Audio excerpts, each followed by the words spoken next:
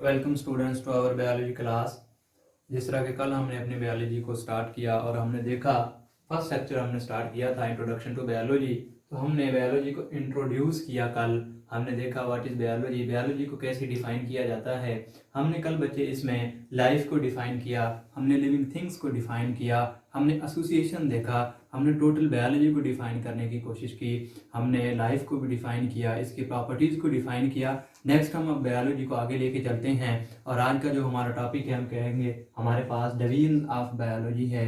आज हमने इस बायोलॉजी की डिवीजन्स को देखना है, मतलब हमने इसकी ब्रांचेस को देखना है। असल में देखें बच्चे, हमने इसकी ब्रांचेस और डिवीजन्स इसकी क्यों बनाई गई इसको देखना है। सबसे पहले जब लाइफ स्टार्ट हुई, जब बायोलॉजी थी, तो एक ही सब्जेक्ट के तौर पे उसी में हम ऑर्गेनिज्म, जितने भी ऑर्गेनिजम्स थे हमारे पास, वो प्लांट्स थे, वो एनिमल्स थे, उन सभी ऑर्गेनिजम्स को हमने सिर्फ बायोलॉजी में ही डिस्कस करते थे। लेकिन जो जो डाइवर्सिटी बढ़ती गई, हमारे पास लाइफ जो है बड़ी डाइवर्स है, हमारे पास बहुत सारे ऑर्गेनिजम्स हैं और इन ऑर्गेनिजम्स को किसी एक सब्जेक्ट में रख के पढ़ना कदरे मुश्किल हो गया था। फिर हमने इसको दो मेजर डिवीजन्स में साइंटिस्ट ने डिफाइन किया, दो मेजर डिवीजन्स बनाई और उनमें इनको कैटेगराइज कर दिया गया। वो डिवीजन्स कौन कौन सी थी? हमारे पास सबसे पहले साइंटिस्ट ने जूलॉजी एक डिवीजन बनाई और एक डिवीजन हमारे पास जो थी वो बॉटनी थी। अब बच्चे यहाँ पे बात ये है कि देखें जूलॉजी और बॉटनी दो डिवीजन्स तो बना ली गई, दोनों ही लाइफ हैं। और देखें हमने यहाँ पे देखें कि जो जूलॉजी है ये अलग है, बॉटनी जो है ये अलग है। हमने जितने भी प्लांट्स थे हमारे पास, साइंटिस्ट के पास जितने भी प्लांट्स हैं उनको हम बॉटनी में स्टडी करते हैं, और हमारे पास जितने भी एनिमल्स हैं इन सारे एनिमल्स को हम स्टडी करते हैं जूलॉजी के अंदर। तो इस जूलॉजी और बॉटनी को हमने जो दो डिवीजन्स बनाई हैं, ये डिवीजन हमने किस बेस पे बनाई? हम कहते हैं कि देखें एनिमल्स और प्लांट्स दोनों में ही लाइफ है, लेकिन दोनों में डिफरेंस क्या था कि हमने बॉटनी में प्लांट्स को रख दिया, जूलॉजी में हमने एनिमल्स को रख दिया। तो इनमें जो डिफरेंस था वो हमारे पास इनकी जो सेल स्ट्रक्चर था उस पर भी था, और मोस्टली जो डिफरेंस था इनका मोड ऑफ न्यूट्रिशन था। हमने वो वाले जानदार, वो वाले ऑर्गेनिजम्स जिनमें हेट्रोट्रॉफिक थे, जो अपनी खुराक खुद तैयार नहीं कर सकते थे, जो अपनी खुराक जो है अपने लिए जो खुराक है वो दूसरे ऑर्गेनिज्म से, प्लांट से या दूसरे ऑर्गेनिजम्स से लेते थे, हमने उनको कहा दीज आर हेट्रोट्रॉफ, और उन हेट्रोट्रॉफ को उठा के हमने रख दिया जूलॉजी के अंदर। अब हम जब जूलॉजी की बात करते हैं तो हम कहते हैं कि हम the study of animals is called zoology. हमारे पास जो एनिमल्स की स्टडी है वो जूलॉजी है। और एनिमल्स क्या हैं? जो हेट्रोट्रॉफ हैं, जो अपनी खुराक को तैयार नहीं कर सकते, हमने उनको कहा दीज आर एनिमल्स। और दूसरी जो हमारे पास मेन कैटेगरी थी, मेन इसकी डिवीजन थी, वो हमारे पास बॉटनी थी, जिसमें हमने प्लांट्स को रख दिया। अब ये जो प्लांट्स हैं हमारे पास, इनमें देखें कि इनमें प्लांट्स में क्या कैटेगरी थी कि इनको हमने अलग एक डिवीजन में रख दिया। तो वो वाले जानदार जिनमें हमारे पास क्या थी, ऑटोट्रॉफ्स थे, जो फोटोसिंथेसिस करते थे, अपनी खुराक खुद तैयार कर सकते थे, उन जानदारों को पकड़ के, उन ऑर्गेनिजम्स को पकड़ा और हमने रख दिया किसमें? जो हमारे पास डिवीजन बॉटनी थी। तो ये दो मेजर डिवीजन्स थी पहले। फिर एक और डिवीजन आई जिसको माइक्रो बायोलॉजी कह दिया गया। और ये जो माइक्रो बायोलॉजी है, हमने इसमें जितने भी माइक्रोब्स थे, अब देखें हमारे पास प्लांट्स अलग हैं, एनिमल्स अलग हैं, लेकिन हमारे पास माइक्रोब्स भी तो हैं, हमारे पास वायरसेस और बैक्टीरिया हैं। इन वायरस बैक्टीरिया जितने भी हमारे पास थे, इनको हमने, वो वाले जानदार जो हमें किसी एक आम आंख से नज़र नहीं आते, जो हमें माइक्रोस्कोपिक ऑर्गेनिजम्स हैं, जिन्हें देखने के लिए हमें माइक्रोस्कोप का यूज़ करना पड़ता था, उनको हमने एक अलग डिवीजन बनाई। और वो डिवीजन कौन सी थी हमारे पास? माइक्रोबायोलॉजी, जिसमें हमने माइक्रोब्स को रख दिया। माइक्रोब्स क्या? जिन्हें हम देखते हैं with the help of microscope, microscope की मदद से जिन्हें हम देखते हैं। तो अब हम देखते हैं कि biology has been divided into many number of branches. क्यों? क्योंकि ये बड़ा डाइवर्स सब्जेक्ट है। इसको हमने फिर बहुत सारे आगे सब सब्जेक्ट्स में और सब कैटेगरीज में हमने डिवाइड कर दिया, साइंटिस्ट ने बहुत सारे सब्जेक्ट्स में डिवाइड कर दिया। तो देखते हैं हमारे पास सबसे पहले एक हमारे पास है सब्जेक्ट, और इसकी ब्रांच जो है मॉर्फोलॉजी। मॉर्फोलॉजी में हम कहते हैं स्ट्रक्चर ऑफ एनी ऑर्गेनिज्म। हमारे पास जो एक्सटर्नल अपीयरेंस है, जो हमारे पास फिजिकल लुक है, उसमें हम कहते हैं इट्स एन मार्फोलॉजी, जो शक्ल सूरत है एनिमल की, जिसे हम देख के एनिमल को जांच पड़ताल करते हैं, उसको देख के अंदाजे लगाते हैं कि किस फैमिली से बिलोंग करता है, ये किस फाइलम से बिलोंग करता है, ये किस किस चीज़ से इसमें सिमिलरिटीज़ है, कौन से इसमें डिसिमिलरिटीज़ हैं दूसरे ऑर्गेनिज्म से। तो हमने कहा, फिर हमने इसको और आगे थोड़ा सा ब्रीफ किया मार्फोलॉजी को। तो हमने एक एक्सटर्नल मार्फोलॉजी जो हमारी फिजिकल अपीयरेंस है, जो हमें बाहर से उसका नाक, कान, उसकी स्किन और जो इंटेगुमेंट है, सारी हेयर्स वगैरह जो फिजिकल है, जो हमें बाहर से नजर आ रही है, उसको हमने कह दिया इट्स एन एक्सटर्नल मार्फोलॉजी। और फिर जो हमारे पास एक थी इंटरनल मार्फोलॉजी, जिसको हम एनाटॉमी भी कहते हैं, ये हमारे पास एनाटॉमी थी, यानी कि क्या हमारे पास इंटरनल स्ट्रक्चर, हमारे पास मार्फोलॉजी है कि हमारे पास अपीयरेंस कैसी है। फिर हमने उसकी अगर बाहर की अपीयरेंस की बात करनी है तो वो फिजिकल है, जिसको हम कहते हैं हमारे पास external morphology, physical appearance by look, जिस तरह हम एनिमल को देखते हैं। और दूसरी हमारे पास इंटरनल मार्फोलॉजी है, जिसको हमने एनाटॉमी कह दिया है, जिसमें हम उसकी स्ट्रक्चर्स वगैरह को ब्रीफली स्टडी करते हैं। तो उसके बाद हमारे पास एक और इसकी ब्रांच है बायोलॉजी की, पैलेंटोलॉजी।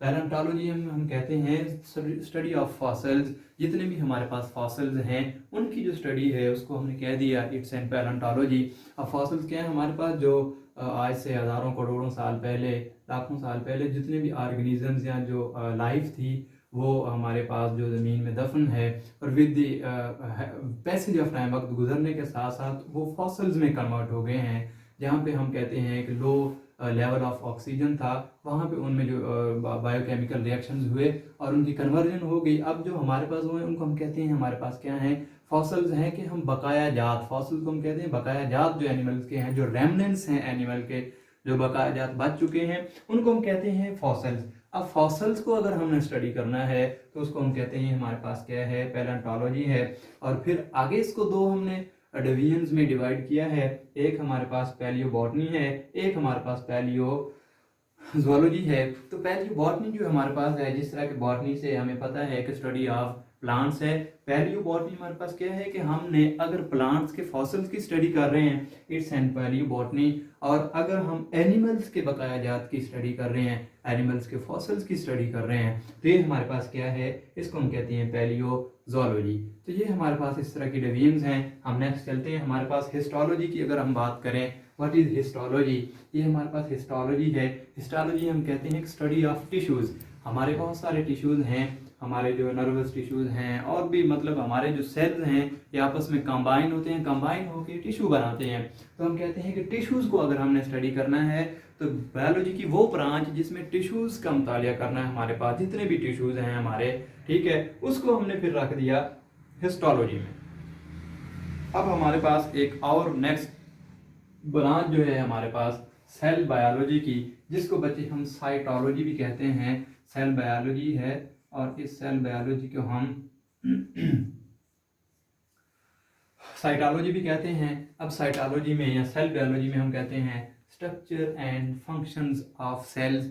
हमारे पास एक सेल है, उस सेल को अगर हमने स्टडी करना है, हमारे पास बच्चे देखिए ये सेल है, ठीक है, ये सेल है हमारे पास, जिसमें हमारे पास एक सेल मेम्ब्रेन है, न्यूक्लियस है और साइटोप्लाज्म है।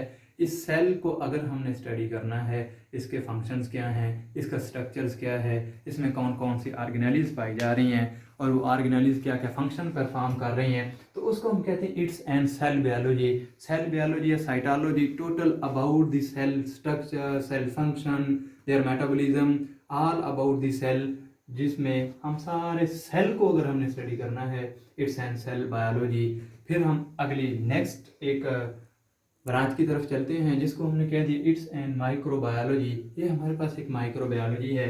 माइक्रोबायोलॉजी के बारे में हम कहते हैं स्टडी ऑफ माइक्रोब्स, जो हमारे पास माइक्रोस्कोपिक एनिमल्स हैं, जिन्हें हम आम आंख से, जिस तरह हमारे पास बाय लुक हम प्लांट्स और एनिमल्स को देख पाते हैं, वो वाले जानदार जिनको हम देख नहीं पाते, जिनको देखने के लिए हमें माइक्रोस्कोप का यूज़ करना पड़ता है, उनको हम कहते हैं ये माइक्रोबायोलॉजी है। वो माइक्रोस्कोपिक एनिमल हैं, और माइक्रोस्कोपिक एनिमल्स को हम जिस बायोलॉजी के ब्रांच में रख के हमने स्टडी किया, वो हमारे पास क्या है, माइक्रोबायोलॉजी।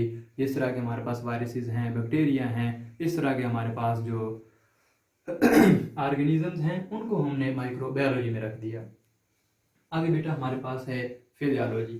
तो फिजियोलॉजी के बारे में जब हम बात करते हैं तो हम कहते हैं देखें study of functions of any organism, किसी भी ऑर्गेनिज्म के अंदर ऑर्गन्स का क्या फंक्शन है, ऑर्गेनेलीज का क्या फंक्शन है, उसके सिस्टम्स किस तरह से काम कर रहे हैं। हम कहते हैं हाउ कैसे हमारे जो सिस्टम्स हैं वो परफॉर्म कर रहे हैं। जिस तरह हमारे पास नर्वस सिस्टम है, डाइजेस्टिव सिस्टम है, रेस्पिरेटरी सिस्टम है, ये सारे सिस्टम इनकी फिजियोलॉजी क्या है, फिजियोलॉजी इसमें है क्या, हाउ दे कैन वर्क, ये अपना काम कैसे कर सकते हैं। ये अपना जो सिस्टम हमारे पास, जिस तरह के हम डाइजेस्टिव सिस्टम की बात करें, इसके बहुत सारे ऑर्गेनेलीज और ऑर्गन्स हैं, माउथ है, एसोफेगस है, स्टोमिक है, इंटेस्टाइन्स हैं और एनस है। ये सारे एक फ्लो है जिसमें सारे अपना अपना रोल प्ले कर रहे हैं। तो इनका जो काम करने की एफिशिएंसी है, ये जिस तरह से अपना काम परफॉर्म कर रहे हैं, हम इसको कहते हैं इट्स एंड फिजियोलॉजी। के हमारे पास जो सिस्टम्स हैं, जो ऑर्गन्स हैं, जो ऑर्गेनेलीज हैं, ये वर्क कैसे करेंगी, इसको हम कह दिए ये हमारे पास फिजियोलॉजी है। तो फिर हमारे पास अगली एक और ब्रांच है जिसको हमने कहा पैरासाइटोलॉजी। तो पैरासाइटोलॉजी में बच्चे हमने डिस्कस करना है study of parasites. Study of parasites के बारे में जब हमने डिस्कस करना है तो देखें पैरासाइट्स क्या हैं, पैरासाइट्स का होस्ट क्या है, इनका मोड ऑफ एक्शन क्या है, मोड ऑफ ट्रांसमिशन क्या है, ये किस किस होस्ट पे रहते हैं और कहाँ पे जाके क्या डिजीज़ क्रिएट करते हैं, ये डिजीज़ क्रिएट करते भी हैं या नहीं करते। और पैरासाइट्स हमारे पास दो तरह के होते हैं, internal parasites with in the body जो पाए जाते हैं, और कुछ एक्सटर्नल पैरासाइट्स हैं जो बॉडी के ऊपर हमारे पास पाए जाते हैं। जिस तरह के हमारे पास टिक्स एंड माइट्स हैं बहुत सारे एनिमल्स में, ये हमारे पास एक्सटर्नल पैरासाइट्स हैं, और बहुत सारे वर्म्स जो हैं दीज आर इंटरनल पैरासाइट्स। फिर हमारे पास आगे और चलते हैं थोड़ा सा, तो हमने कहा हमारे पास फ्रेश वाटर बायोलॉजी है, मैरीन वाटर बायोलॉजी है। तो फ्रेश वाटर जो बायोलॉजी हम कहते हैं जितना भी हमारे पास इस ज़मीन पे फ्रेश वाटर है, वो लेक्स हैं, वो रिवर्स हैं, वो पॉन्ड्स हैं, वो टैप वाटर है, वो हमारे ग्लेशियर्स हैं, जितना भी हमारे पास वाटर है उस सब को हम कहते हैं ये हमारे पास क्या है, फ्रेश वाटर है। तो फ्रेश वाटर के अंदर जो हमारे, और फ्रेश वाटर की स्टडी को हम लिम्नोलॉजी भी कहते हैं। हमारे पास जो फ्रेश वाटर है इसकी स्टडी को हम लिम्नोलॉजी भी कहते हैं। लिम्नोलॉजी क्या है, स्टडी ऑफ फ्रेश वाटर। अब इसमें हमने फ्रेश वाटर को स्टडी करना है कि इसके अंदर जो लाइफ है वो किस तरह की लाइफ है, उस लाइफ को हमने असल में स्टडी करना है, जिसको हमने कह दिया ये हमारे पास लिम्नोलॉजी या फ्रेश वाटर है। फिर हमने कहा कि हमारे पास मैरीन वाटर है। मैरीन वाटर जो हमारे पास समुद्री पानी है, जो वाटर हमारे पास ओशंस में है, जो वाटर हमारे पास सीज में है, इस वाटर को अगर हमने स्टडी करना है, मतलब क्या यहाँ पे जो पाई जाने वाली लाइफ है, इस लाइफ को हमने स्टडी करना है, ये हमारे पास है मैरीन वाटर स्टडी या मैरीन वाटर बायोलॉजी। नेक्स्ट हमारे पास एक और ब्रांच है जिसको हम बायोजियोग्राफी कहते हैं। अब देखें बायोजियोग्राफी क्या है, हम कहते हैं distribution of organisms through out the world या डाइवर्सिटी ऑफ ऑर्गेनिज्म, जानदारों का जो फैलाव है इस ज़मीन पे, अर्थ पे। देखिए हमारे पास मुख्तलिफ रीजन्स हैं और तकरीबन हर जगह ही अर्थ पे हमारे पास जो है वो ऑर्गेनिज्म, जो लाइफ है वो पॉसिबल है, हर जगह ही लाइफ पाई जा रही है। तो हम कहते हैं कि बायोजियोग्राफी क्या है, study of distribution of organism, animals, plants, ये जो हमारे पास इसकी डाइवर्सिटी है, ये जो डाइवर्सिटी की हमने स्टडी करनी है, इसको हम कहते हैं हमारे पास बायोजियोग्राफी है। बायोजियोग्राफी, बायो मतलब लाइफ और जियोग्राफी हमारे पास जो पूरे अर्थ पे हमारे पास इनका फैलाव है, ज़मीन पे जानदारों का जो फैलाव है उसको हमने स्टडी करना है। तो हमारे पास जू जियोग्राफी इसकी सब ब्रांच है, और एक हमारे पास फाइटोजियोग्राफी है।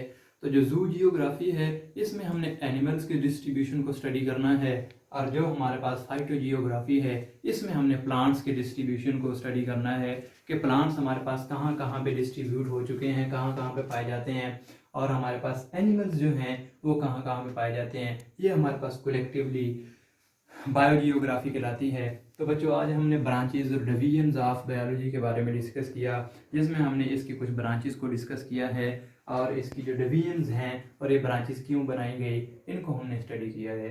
तो आज का टॉपिक हमारा था divisions of biology. Thank you very much.